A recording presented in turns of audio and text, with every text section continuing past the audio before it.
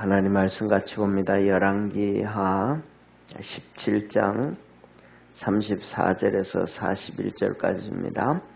북이스라엘이 멸망하고 거기에 이제 사마리아와 그 주변에 있는 백성들을 아수르가 다 끌고 가고, 그 다음에 거기에다가 이제 이 바벨론과 그 다음에 주위에 있는 모든 나라 백성들을 이제 끌고 거기다가 이제 옮겨놨을 때에, 그리고 마지막의 사건입니다. 그래서 이 북이스라엘에 대해서 오늘 마지막 메시지 하나님이 주시는 얘기입니다.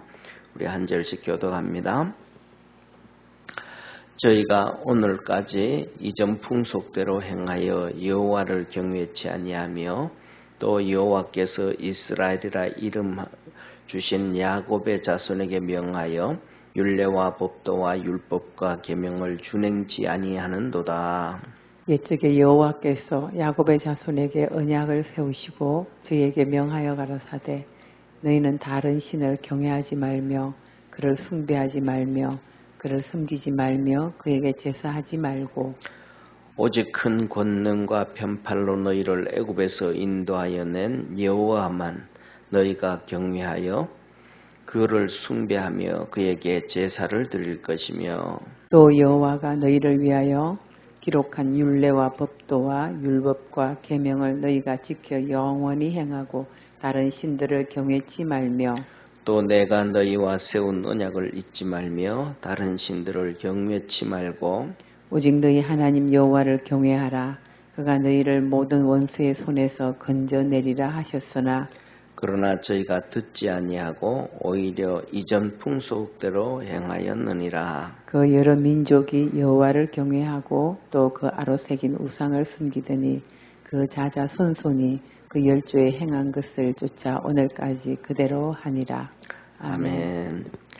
예, 오늘 여기 본문 말씀을 보면 끝에 40절과 41절 말씀입니다. 우리 40절과 41절 한번 같이 보겠습니다. 같이 합독합니다.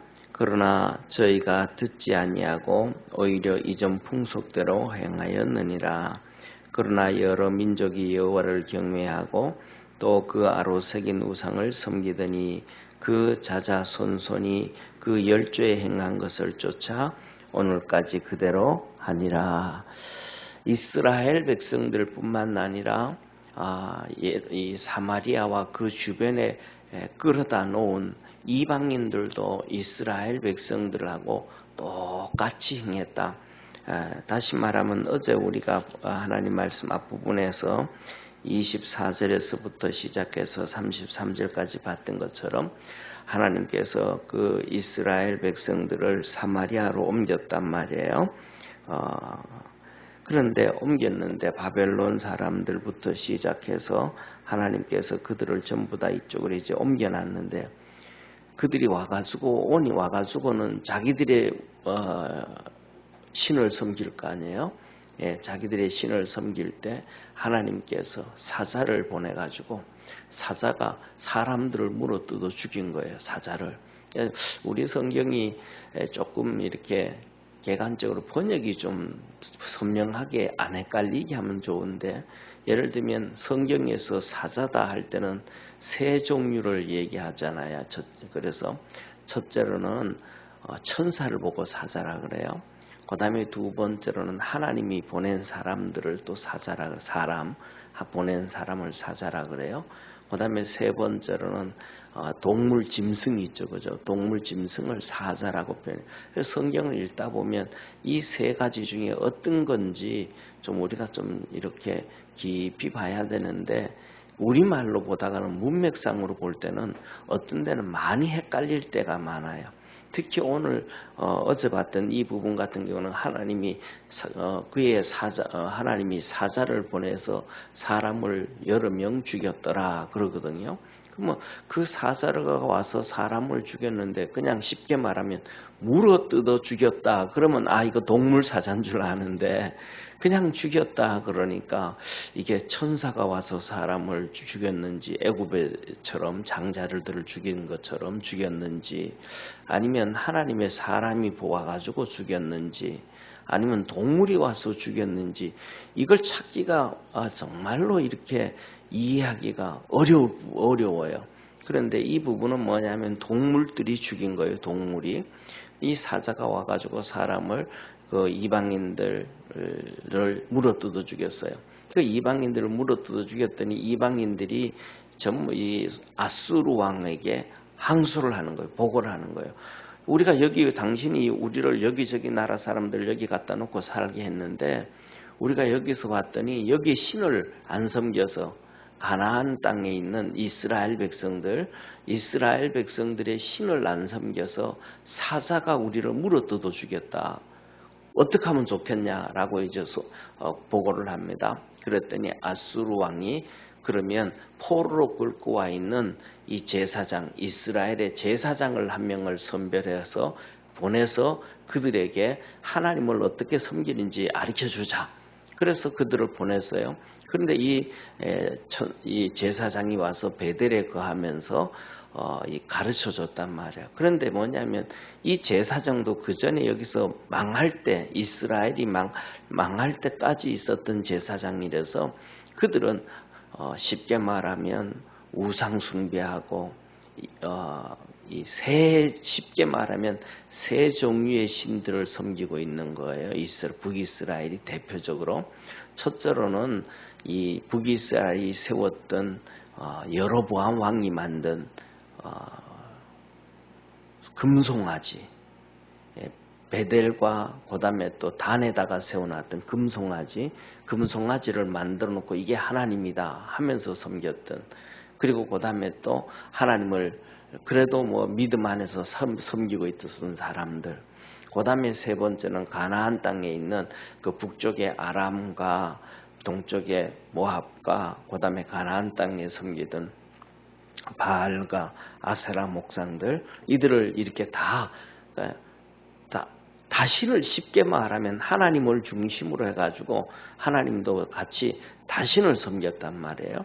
그런데 그러니까 거기 익숙했던 제사장이 와가지고 또 이들에게 하나님을 것을 가르쳐 줬는데 그들은 하나님도 또 섬기고 자기들이 가져온 우상들을 또 섬기고 신전을 또 세우고 그렇게 다 같이 그렇게 서러웠단 말이에요. 그래서 거기에 대해서 하나님이 오늘 말씀하시는 거예요.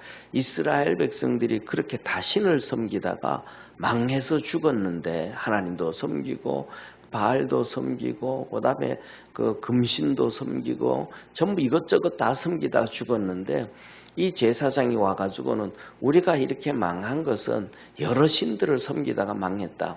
그러니까 하나님은 모세오경 우리가 가나안 땅에 들어올 때부터 시작해서 오직 하나님만 섬기라 그랬다. 그래서 그 하나님께서 우리에게 얘기해 주신 율례와 법도와 그다음에 율법과 계명 그것만 지키라 그랬다 하고 단호하게 얘기를 했더라면 또 그들이 사자들에게 물려 죽었기 때문에 그래서 다 지켰을 텐데 그걸 안 한 거예요. 또 다 그렇게 놔뒀더니 그 막내 쉽게 말하면 제사장이 이스라엘이 망했는데도 왜 망했는지를 모르는 거예요. 그러니까 영적인 눈이 어두워진 거예요. 왜냐하면 아수르 왕이 쉽게 말하면 아수르 왕이 유다에 있는 레위의 제사장 아론의 후손들 그들 중에 믿음 좋은 사람을 선택해가지고 보냈더라면 괜찮을 텐데 다신을 섬기던 이 제사장은 명분상 제사장이지 레위 제사장이 아니거든요. 아론의 후손 제사장이 아니거든요. 왜냐하면 북이스라엘을 세울 때 여로보암이 이제 북쪽에다가 제일 위에 단, 그 다음에 밑에다 베델에다가 금송아지를 세우고 그렇게 하니까 이 믿음 있던 제사장들은 전부 유대 땅으로 가버렸습니다. 유대 땅으로 가버리니까 이제는 제사장을 세워야 되는데 여로보암이 제사장이 다 가버리니까 이 유대에 있는 제사장들을 데려올 수가 없는 거예요. 레위인의 후손들, 그 중에서도 아론의 제사장들을 데려올 수가 없는 거예요. 그러니까 여로보암이 쉽게 말하면 제사장 하고 싶은 사람 손들어라 그러는 거예요. 쉽게 말하면. 그러니까 내 하고 싶은데요. 내 하고 싶은데 했던 사람들을 그냥 다 원하는 사람 누구나 제사장을 시켜버린 거예요. 그러니까 이 제사장들을 이렇게 쉽게 말하면 이 아론의 후손들이 제사장을 교육하고 그 제사장이 제사장을 교육하던 그 제도가 다 무너져 버린 거예요. 첫째로 말하면. 그러니까 그 안에서 제대로 된 사람이 하나도 없어진 거죠.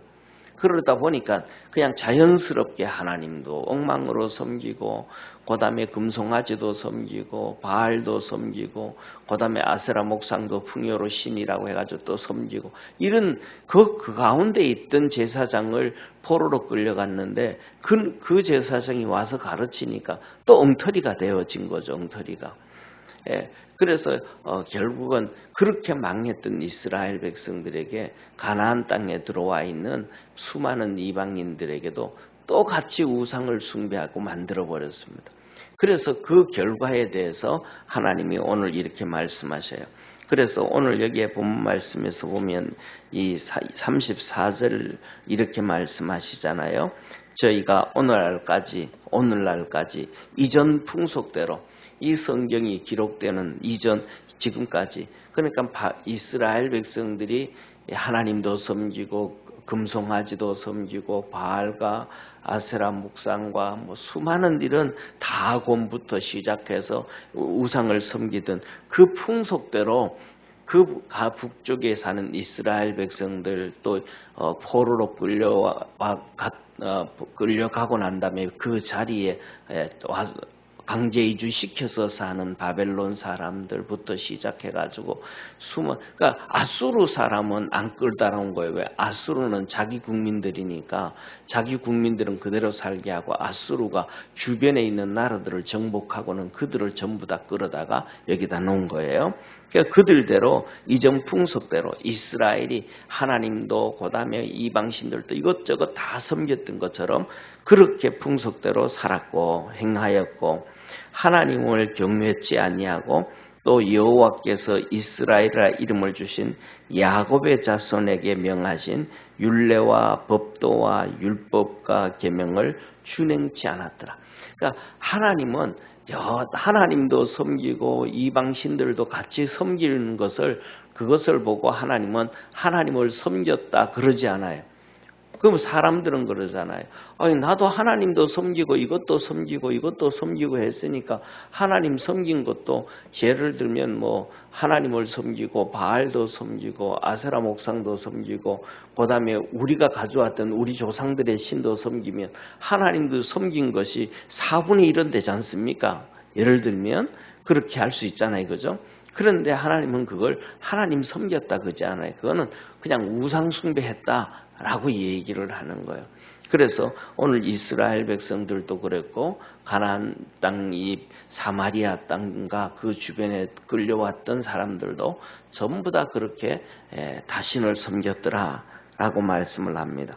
그래서 하나님이 말씀하신 야곱의 자손, 에서의 후손들이 아니고 야곱의 후손들, 다시 말하면 출애굽을 했던 이스라엘 백성들 12지파, 그들에게 하나님께서 율례와 법도와 율법과 계명을 지켜라 그랬는데 그걸 안 지켰더라. 그래서 북이스라엘이 멸망을 당하고 심판을 받았는데 그 땅에 왔던 이방인들도 똑같았더라. 이것을 보면서 뭐냐면 우리가 생각하는 경우가 뭐냐면 하나님 앞에 바로 서 있는 지도자가 얼마나 중요한 건가. 그것이 지도자의 중요성을 다시 한번 얘기해 주는 거예요. 그래서 우리가 믿음 안에서 첫째로는 우리나라부터 시작해서 작게는 우리 각자의 가정까지 믿음 안에서 하나님 앞에 든든히 서갈 수 있기를 주의 이름으로 축원합니다. 그래서 가정에서도 똑같은 거예요. 가정에서도 아이들을 키우면서 이거는 이렇게 해야 돼라고 분명하게 선을 그어서 단호하게 얘기를 해주면 아이들이 그 길을 걸어간단 말이에요. 그러다가 좀 문제가 생기고 어려움이 있으면 그래요. 내가 이렇게 하나님 말씀대로 안 가서 이런 어려움이 있는가라고 생각을 하게 돼요. 그런데 그게 없어져 버리면 나중에는 무너져 버리면 이 문제가 터지고 어려움이 있어도 왜 어려움이 있고 왜 무슨 문제가 있는지 그 방향을 찾지를 못하게 되어집니다. 저는 제 생각에는 그래요. 뭐냐면 우리가 살아가면서 하나님의 관점에서 신앙으로 보지만은 우리나라는 전 세계 가운데서 1차, 2차 세계대전이 끝나고 독립국가 중에서 우리나라만큼 잘 사는 나라가 없어요. 우리나라만큼 이런 나라가 없어요. 그러니까 쉽게 말하면 우리 그 유튜브에 보면 필라델피아 대학교에서 이 문학을 가르치는 그분 교수가 한국을 되게 막 귀하게 여겨요. 그러면서 우리나라에 대해서 이런저런 강의를 하고 학생들하고도 얘기하면서 그 교수도 그래요. 전 세계에서 대한민국 같은 나라가 없다. 대한민국 같은 나라가 없다. 그분 똑같은 얘기예요. 2차 세계대전 끝나고 이 땅 안에서 전 세계 모든 나라 가운데서 지하 자원이 하나도 없는데 이렇게 잘 사는 나라는 한 나라도 없다. 유일하게 전 세계에서 대한민국밖에 없다. 그런 얘기예요. 그러면 우리가 보면 5,000년 역사 가운데서 이렇게 되어진 경우가 지금밖에 없어요. 그전에는 없었어요.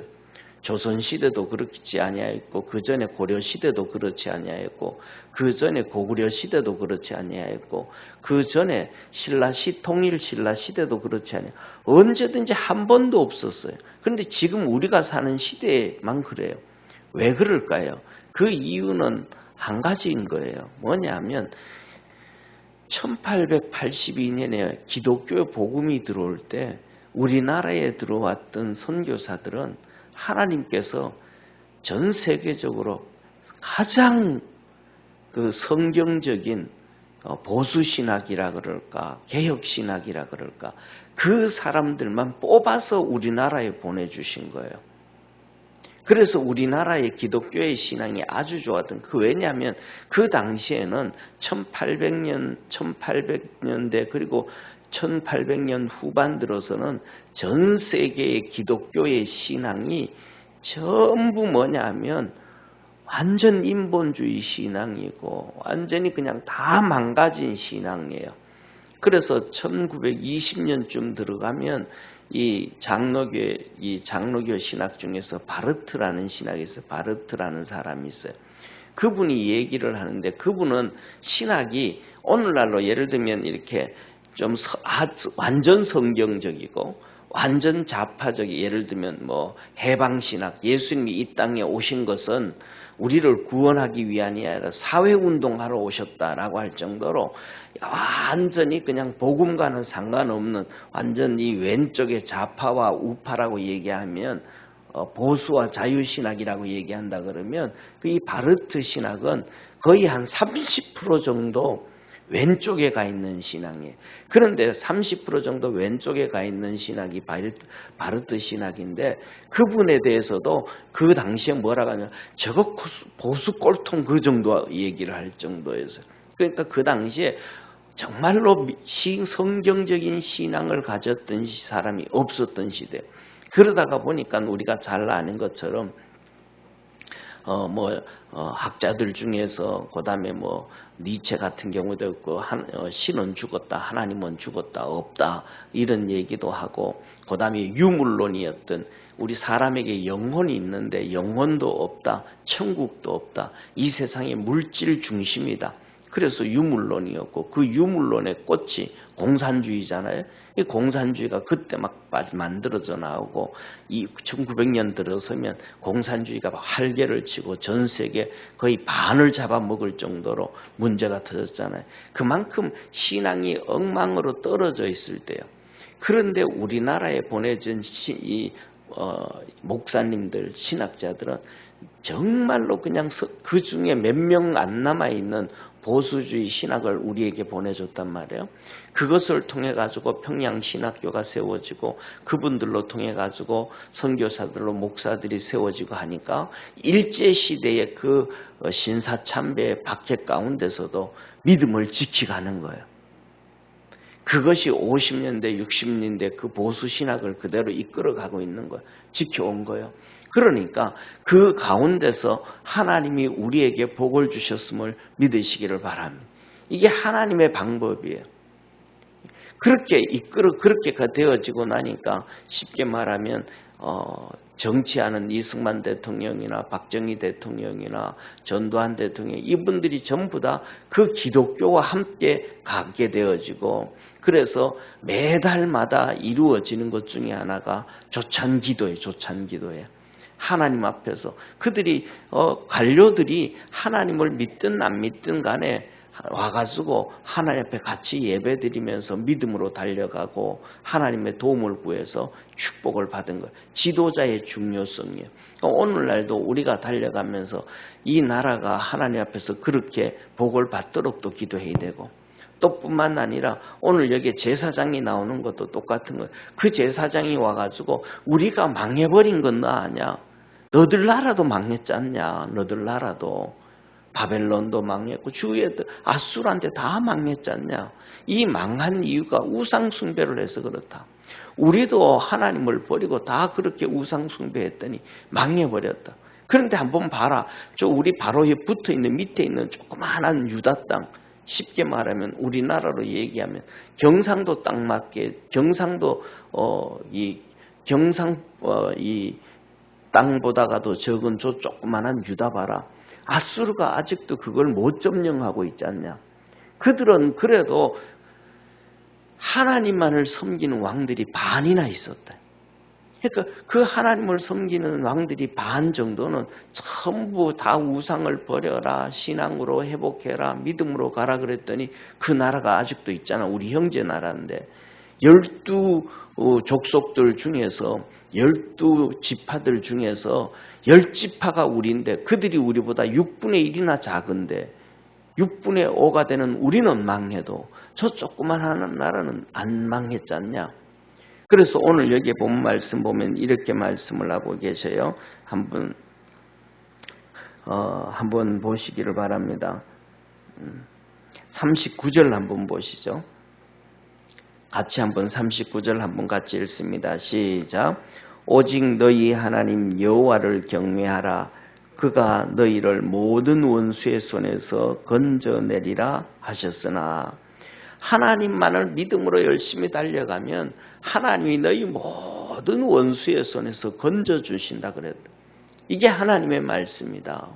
그래서 유다가 그렇게 반 이상이나 되는 왕들이 하나님만을 찾았더니 하나님께서 그래도 저렇게 지켜주셨다. 오늘날 우리의 신앙도 똑같습니다. 우리 삶 속에 이런 어려움도 있고 저런 어려움도 있고 직장의 어려움도 있고 자녀의 어려움도 있고 질병의 어려움도 있고 우리가 살아가다 보면 많은 어려움들이 도달합니다. 그런데 우리 주변에 있는 사람들의 간증을 들어보면 다 똑같습니다. 그 어려움이 있을 때 하나님 앞에 전적으로 매달리고 나면 다 거기에서 벗어나고 구원을 얻게 되어집니다. 이게 하나님의 특징입니다. 그냥 주의 이름만 부르는 자에게 구원을 주시는 것이 아니고 전적으로 하나님 앞에 매달려 갈 때 다 구원해 주셨음을 믿으시기를 바랍니다. 이게 하나님의 방법입니다.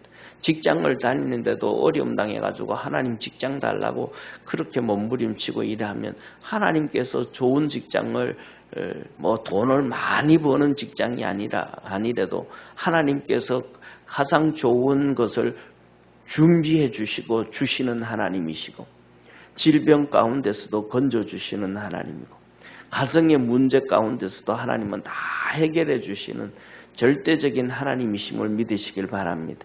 이 메시지를 이 제사장이 얘기를 해줘야 되는데 끌려갔다가 와가지고도 그 얘기를 안 해주고 자신을 다 섬기도록 만들어준 거예요. 이 제사장 한 명이 이 이스라엘 땅에 있는 사람들과 끌려온 그 수많은 사람들의 전부 다 봉사로 만들고 전부 다 하나님의 은혜를 못 받게 만들고 정말로 비참한 고통에 빠지게 되어진 것.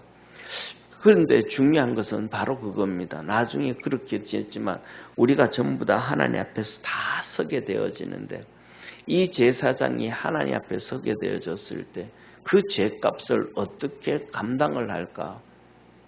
그를 보내가지고 다시 그 수많은 이스라엘 열지파와 포로로 끌려가지 않은 사람들과 그 다음에 또 거기에 끌려왔던 이방인들을 전부 다 하나님께로 이끌기를 원하는 하나님의 섭리와 계획이 있는데 그가 잘못 알아가지고 눈이 어두워가지고 영적 분별력이 없어가지고 그들을 하나님의 축복일로 못 갔을 때 그 고통을 누가 담당을 할까? 그 죄값을 어떻게 할 것인가? 그래서 우리는 똑같습니다. 우리가 신앙의 눈이 열려서 믿음 안에서 주님만 붙잡고 달려가면 주님은 다 해주신다. 그래서 주님 말합니다.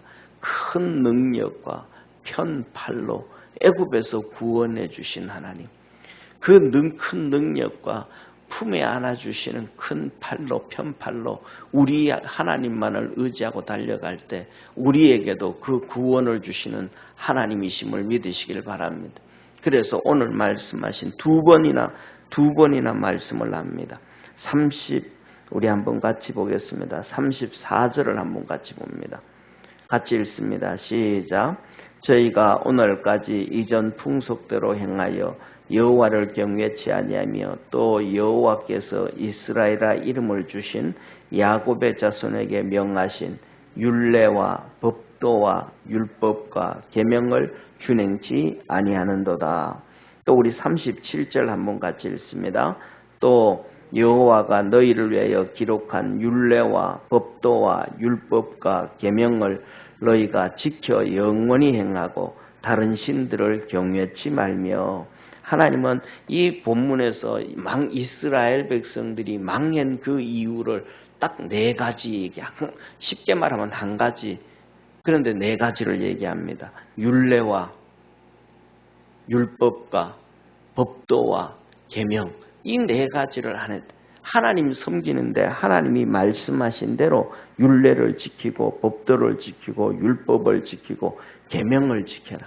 저도 우리 믿음의 우리 모든 성도들이 하나님께서 우리에게 말씀해 주신 그 율례와 법도와 율법과 계명 하나님 앞에 지켜갈 줄 아는 우리 축복의 성도가 되기를 축원합니다.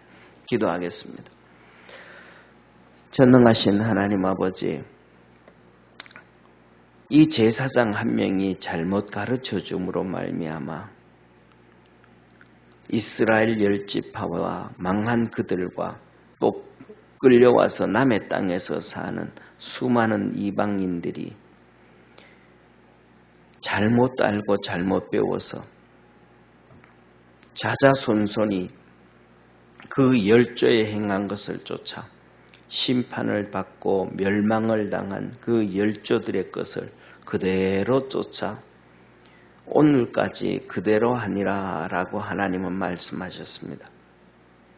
망하는 길인데 그걸 계속 쫓아갑니다. 저주의 길을 그대로 쫓아갑니다. 가르쳐주는 자가 없고 깨닫는 자가 없고 눈이 있어도 보는 자가 없고 귀가 있어도 듣는 자가 없고 마음이 있어도 열리지 아니하는, 고개만 돌리기만 하면 남쪽 유다가 하나님의 축복을 왜 받고 있는지를 보게 되는데, 귀를 좀 기울이면 남쪽에서 전하는 이 제사장들의 소리와 선지자들의 소리를 들을 수가 있는데 그들은 보는 눈을 닫아버립니다. 듣는 귀를 닫아버립니다. 하나님께서 사자를 보내서 물어뜯어 죽였더니 하나님을 섬기지 않아서 이렇게 됐다고 그들이 스스로 고백하면서 하나님을 섬기는 남쪽 유다의 백성들을 보지 아니합니다. 그 절망과 위기 가운데서 하나님 앞에 엎드리고 있는 히스기야를 보지를 않습니다. 우리 모든 믿음의 성도들에게 은혜를 베푸시고 축복해 주셔서 볼 수 있는 눈을 주시고 들을 수 있는 귀를 주시고 열 수 있는 마음을 주셔서 하나님께로 더 가까이 가게 하시고 하나님이 우리에게 말씀하신 율례와 법도와 율법과 계명을 하나님께 지켜 행함으로 하나님이 기쁨이 되고 다윗에게 축복하셨던 것처럼 그 은혜의 삶을 살도록 오늘도 축복하옵소서. 구원의 역사 이루어 주옵시고 가정가정마다 그 축복의 문들이 열려지게 하시고 이 대한민국에게 그 축복의 문이 열려서 하나님을 기쁘게 하는 복된 나라 되어지도록 은총 내려 주옵소서.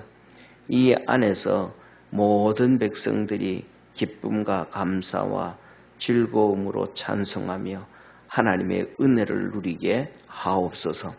구원의 역사 이루어 주시기를 원하옵고 예수님의 이름으로 기도드립니다. 아멘. 하늘에 계신 우리 아버지여, 이름이 거룩히 여김을 받으시오며 나라의 임하옵시며 뜻이 하늘에서 이룬 것 같이 땅에서도 이루어지리다.